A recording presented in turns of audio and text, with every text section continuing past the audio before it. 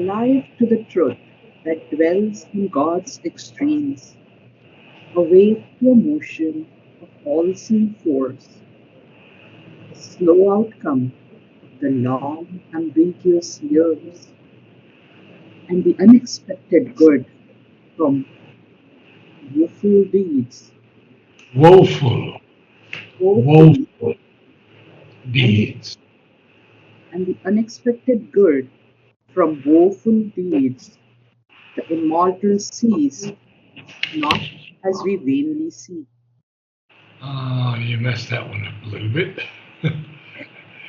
but we'll go over it. Fine, no problem. Let's start from the beginning. Alive to the truth that dwells in God's extremes. Now, this, oh, I'm hearing a strange sound, like a squeaking sound. Yeah, even I'm hearing it, but it just comes intermittently. I think it's Uh, because of the maybe static connection. it It's could here, be. here, yeah. So, this truth that dwells in God's extremes, then there's a comma, and he says, awake to a motion of all seeing force. And we have often talked about force. Boy, it's getting loud, that sound. Um, let's see what my thing is here. Yeah, my speaker, I'm going to lower my speaker a little bit, but it's still not helping. A passive force, Sri Aurobindo says, has no meaning. Force is always dynamic, Mm-hmm. and it's this motion of an all seeing force that the slow outcome of the long, ambiguous year. And then, strange, very strange, beautiful line. And the unexpected good from woeful deeds. Woeful means sorrowful, Mm-hmm. characterized by sorrow. So, how do we get an unexpected good from woeful deeds? Well, this is sort of like a, a, a paradoxical statement Mm-hmm. that we cannot understand with the mind. That there can be an unexpected good from woeful deeds. Mm-hmm. And then the line that you didn't quite understand. The immortal sees not as we vainly see. Mm-hmm. Mm-hmm. Okay. Okay? Now you got it. So, Yeah. want to go over those few lines again? Sure, Nancy. Alive to the truth that dwells in God's extremes, awake to a motion of all-seeing force, the slow outcome of the long, ambiguous years, and the unexpected good from woeful deeds, the immortal sees not as we vainly see. Good. Carry on. He looks on hidden aspects and screened powers. He knows the law and natural line of things. So, both start with he, Mm-hmm. the divine, the immortal, Mm-hmm. doesn't see the way we see Right. because we see vainly. We don't see the truth. He looks on hidden aspects, he looks on screen powers, he knows the law and the natural line of things. In other words, the natural movement of things, the natural movement of the evolution. Okay. And we have to continue more because there's a lot here that he's going to tell us. Sure. Undriven by a brief life's will to act, unharassed by the spur of pity and fear, he makes no haste to untie the cosmic knot or the world's on jarring heart to reconcile. Jarring. Jarring. Okay. You know, something that jars us, that shakes us up. Aha, shake us. Okay. Okay. So Jarring. you see, Mhm. the divine doesn't want to rush things. Mhm. He's poured himself into these billions of beings, and he's enjoying this game, if you will, this play, this Leela. He's enjoying it. If it happened too quickly that all things were perfect, that wouldn't be such an interesting game for him. So he knows the law and he knows the natural line of things. He's not driven by the brief life's will to act. He's unharassed by the spur of pity and fear, and he makes no haste to untie the cosmic knot or to reconcile the world's torn, jarring heart. Got it now? Yes. Yes. Very understandable. Yeah. So carry on. Sure.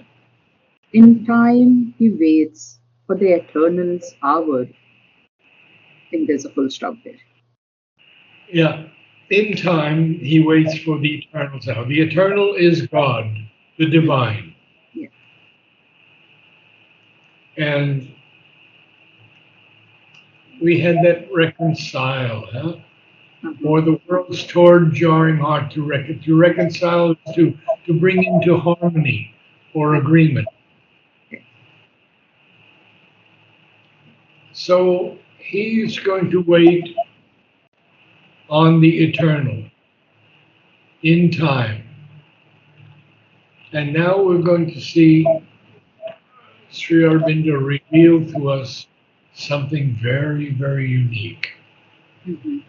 Yet, Yet a spiritual secret aid is there. no, yet a spiritual secret aid is there.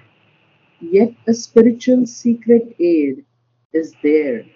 While Yes. hardy evolutions coil wind on, and nature use her way through adamant, a divine intervention thrones above.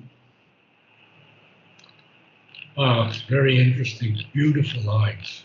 Mhm. So, first thing we have to look at, and I have to go back here because we have um, this spiritual secret aid is the divine who is there in each of us. Okay. And so then he has a semicolon because he's going to tell us that even while this tardy evolution's coil, the coils of evolution. Now, Mhm. see, a coil is not a flat thing at all. A coil is going up in a spiral, huh? Iron. Mhm. That's the evolution's coil. That winds on, right? But what is going to happen then? Because we have to look at the next line. And nature hews her way through adamant. Now, adamant is an interesting term because I've talked to Amal about that. Uh-huh.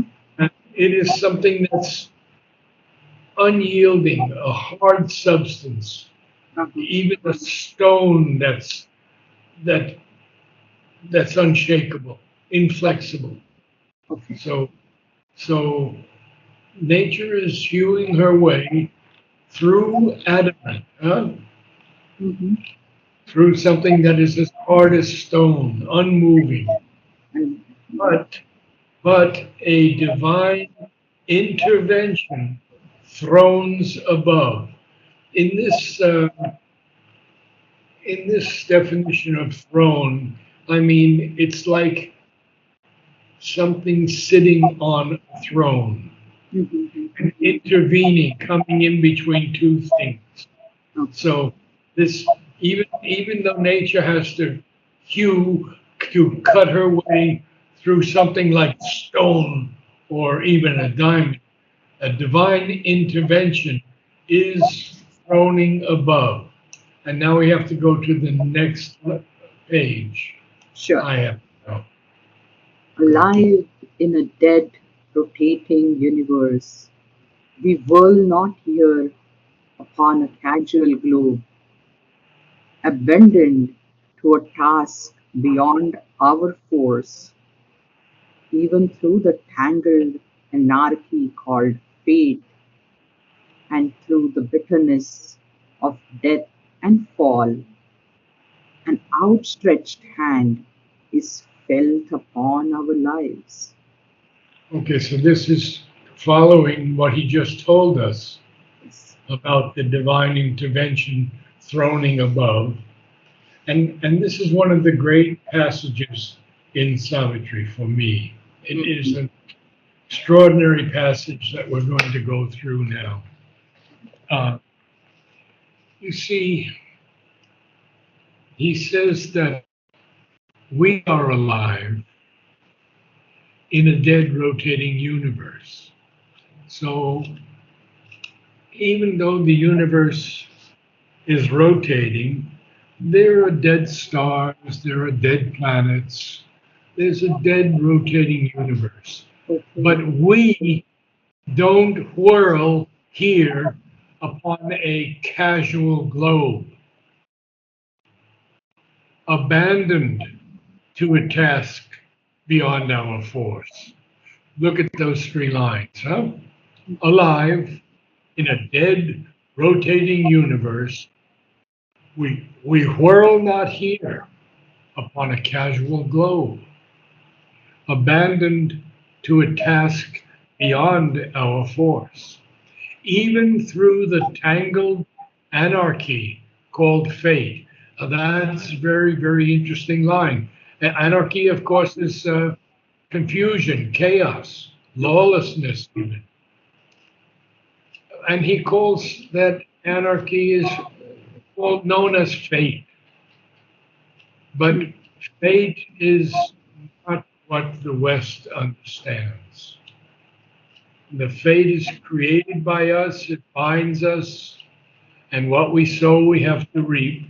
But he writes to us in Letters on Yoga, still we are creating our fate for the future, even while undergoing old fate from the past in the present. That gives a meaning to our will and action, Hmm. does not, as European critics wrongly believe, constitute a rigid and sterilizing fatalism.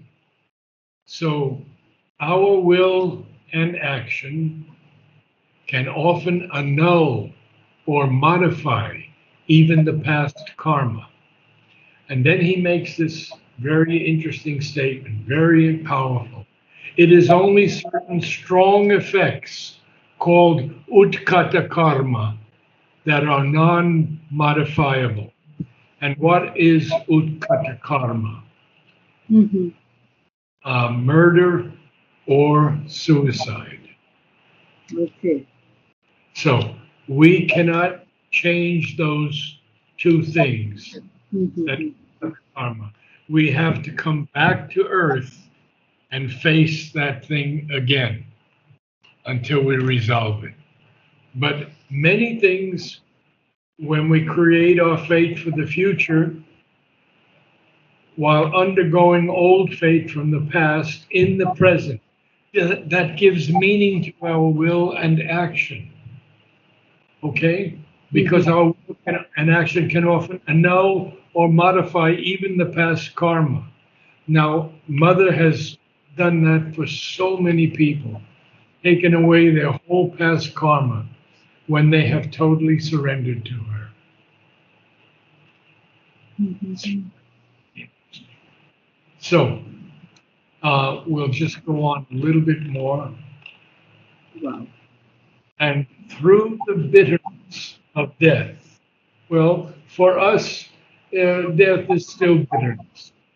Hmm. We don't understand death in the way that Sri Aurobindo has taught us, and we will have to learn to understand. And through the bitterness of death and fall, an outstretched hand is felt upon our lives. Now I'm going to let you read the next few lines and then we'll have you read from the beginning. Because Sure. this is so important. Yes. It is near us in unnumbered bodies and births. In its unslackening grasp, it keeps for us safe the one inevitable supreme result no will can take away and no doom change, the crown of conscious immortality the Godhead promised to our struggling souls when first man's heart dared death and suffered life. Oh, so beautiful. What is that promise to all of us? Well, it's something that no will can take away and something that no doom can change because it keeps for us safe in its unslackening. It doesn't slack. It doesn't slack at all. Unslackening grasp that one inevitable supreme result, which is the crown of conscious immortality. The Godhead, in fact, Hmm. promised our struggling souls when first man's heart dared death. So when we take a human form, we are daring death. And we are suffered here means allowed, suffered Okay. life, Hmm. allowed life, or Okay. accepted life in that sense. Hmm. Hmm. Hmm. Very beautiful. Yeah. Because Sri Aurobindo says all of us one day will be supramentalized. Every being on earth. That is his promise. It doesn't matter how many years it takes. We have to hold that promise and sanct- keep it as a sanctuary in our heart that this is going to happen and we can progress faster. So please read from the beginning of the previous page. Sure. Alive to the truth that dwells in God's extremes, awake to a motion of all-seeing force, the slow outcome of the long, ambiguous years and the unexpected good from woeful deeds. Ambiguous. The slow outcome of the long, ambiguous years and the unexpected good from woeful deeds. The immortal sees not as we vainly see. He looks on hidden aspects and screened powers. He knows the law and natural line of things. Undriven by a brief life's will to act, unharassed by the spur of pity and fear, he makes no haste to untie the cosmic knot, or the world's torn, jarring heart to reconcile. In To time, reconcile, I think. Huh? okay, or the world's torn, jarring heart to reconcile. In time he waits for the eternal's hour, yet a spiritual secret aid is there. While a tardy evolution's coiled wind on, and nature use her way through adamant, divine intervention thrones above, alive in a dead rotating universe. We whirl not here upon a casual globe, abandoned to a task beyond our force, even through the tangled anarchy called fate, and through Uh, the bitterness of death Anarchy. Anarchy. anarchy, okay. Even through the tangled anarchy called fate, It's on the first so anarchy, anarchy, okay. not And through anarchy. Anarchy. anarchy, and through the sorry, even through the tangled anarchy called fate, and through the bitterness of death and fall, An outstretched hand is felt upon our lives. It is And near us that's in as far as unknown. I think that's as far as we got. No. No, Oh no, we yeah, went a little further. Go ahead, yeah, please. yeah. Um, it is near us in unnumbered bodies and births. In its unslackening grasp, it keeps for us safe the one inevitable supreme result. No will can take away, and no doom change the crown of conscious immortality the Godhead promised to our suffering souls when first man's heart dared death and suffered life. We had one word here, Mhm. uh, unslackening. Unslackening. Okay.